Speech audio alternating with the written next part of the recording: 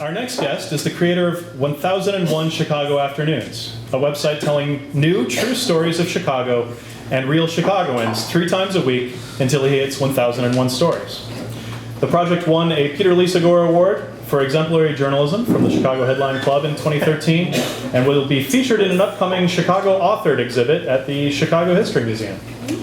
He co-hosts the Welcome to the Neighborhood illustrated reading series, last seen at the Museum of Contemporary Arts, Chicago. He also teaches journalism part-time at Loyola, once found a Triceratops femur, and is working on a history of the South Chicago steel mills. Please welcome Paul Dailing.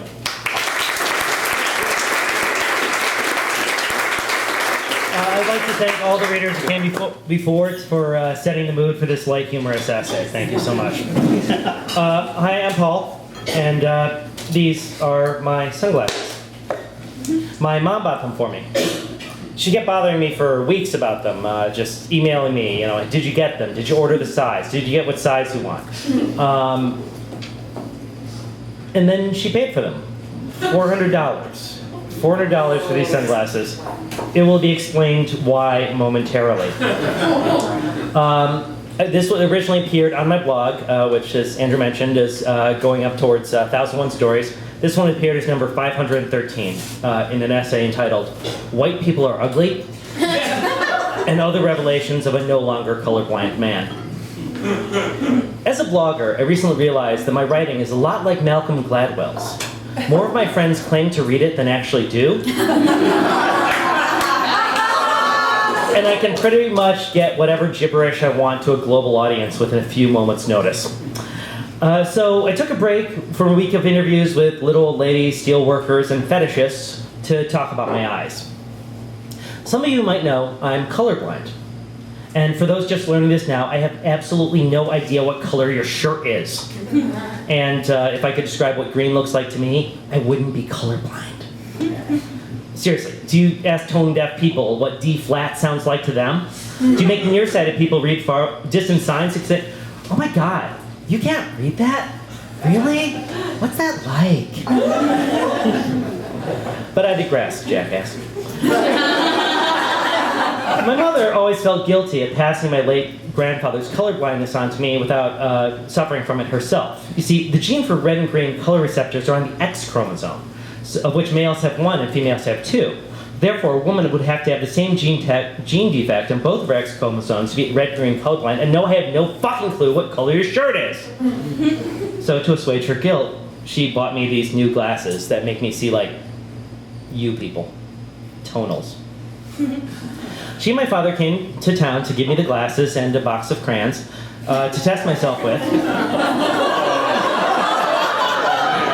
They did. We went off to the community garden where I volunteer and then drove to lunch so I could look at this new world these sunglasses offer me. These are a few things I learned. Number 1, white people are ugly. As a white person myself, I always thought of us as sort of a pleasant enough khaki-colored people. We range from beach sand to a grocery store bag, and when not puffing off on Twitter that something in the world dared to exist without consulting us, we're a basically pleasant, bleachy tan folk who enjoy excessive chest hair, aluminum bicycles, and sanitized versions of American history. But now I know the truth. We're not tan. We're pink. An ugly pink. An ugly, gin blossomy, pink, tan, red that made me thank whatever deity isn't out there that I was looking at my own arm instead of a ginger's or Kelsey Grammer's. I was standing in the middle of the beautiful community garden, fire flowers in their stations, pink purple bee balm, green tomatillos, the shape of paper lanterns, and I couldn't stop looking at my own arm. With these glasses, I can see these blotches of blood and melanin pulsing underneath the faded khaki I spent 35 years thinking was the actual color of my skin. Horrifying. And another apology we as a culture owe the Native Americans. It's like, what did you just call me, Pilgrim? Observation 2. Information has entered my brain without my knowledge. This was an interaction with my parents while driving to lunch after the garden. I was flipping up my glasses up and down with every street sign.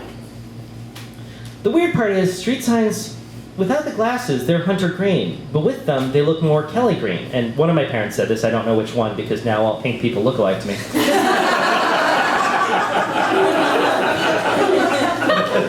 They said, they are Kelly green. Then my other parent said, how do you know what Kelly green is? I don't know. How do I know what Kelly green is if Kelly green looked like hunter green, but I know what hunter green is, and I know what how do I know what Kelly green is? Observation 3. Crayons have some really stupid names. I think I can be forgiven for not being able to identify atomic tangerine with or without the glasses. Observation 4. I'm good. Once people stop asking me to color ID their shirts and dumb questions about traffic lights and Christmas, there's usually a brief pause and a weird grimace. The grimace is usually followed by some backtracking nonsense wherein they're worried they offended me, like they found out I have cancer and their first reaction was to ask if that gets me handicap parking. I'm not offended by people's stupid questions when they find out I'm colorblind. Although I think the actual grown human adults who have asked me if the world is in black and white, I think they're idiots. Yes, actually, the world is in black and white to me, and all to colorblind people. It's just like an old movie. It's in black and white. Everyone wears hats all the time. and there's a Turner Classic Movies logo from the 1990s. But in general, the dumb questions annoy, but they don't offend. And that's because, here's the kicker, there's nothing wrong with me. Sure, I failed that geography test in grade school because I couldn't figure out why they kept asking me to identify different nations of Europe when they were all the same color of tan. And I wouldn't trust myself to judge the ripeness of tomato, but since I'm not a fighter pilot or a professional paint swatch analyst, that's a thing, right? This really has affected my life very little. I actually have great vision. I've never needed glasses. My world looks crisp, clear, and laden with detail and nuance, even if some of the shades aren't what you guys see. When it snows at night, the sky looks green to me. You guys don't get to see that. I love these glasses, I really do. My next stop with them is going to be the Art Institute. I've been riding around looking at street signs all the time, and even tested out the crayons. Inchworm and Neon Carrot are also stupid names. Get your head in the game, Crayola. What I like is having the option to go back and forth, to choose between snow green skies and properly Kelly street signs, to pick the best of the worlds that I now can see. What color is your shirt? Whichever option I prefer. Thank you.